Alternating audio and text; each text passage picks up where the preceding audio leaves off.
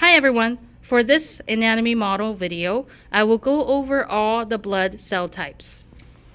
First here you have this one, which is called platelets, or the proper term, thrombocytes, and they are for clotting purposes. These are little things sticking out where they kind of connect with each other.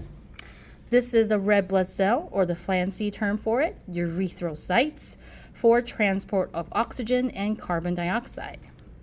These five right here are called white blood cells, or the fancy term for them is leukocytes.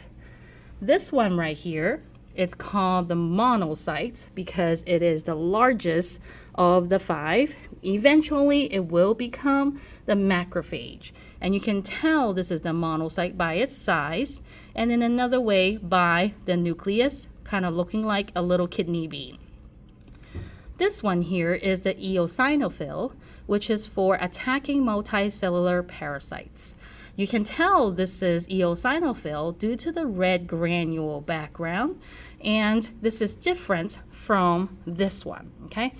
Even though these two both have red granule background, know that the granules are bigger in eosinophil, as well as you can see the nucleus is different.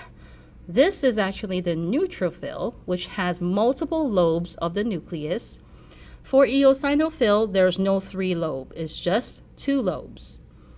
This guy right here looks kind of similar to eosinophil, but the background is definitely blue versus red.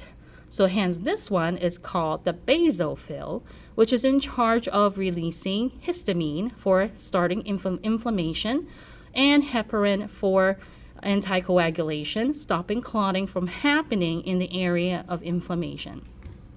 This one right here is the neutrophil again, and you can tell by its 3-lobe structure of the nucleus. It has multi-lobes of the nuclei, and neutrophil is the most abundant type of leukocyte that always go, or the first to attack an area of infection. And then last but not least, you have the smallest one right here, which is called lymphocytes.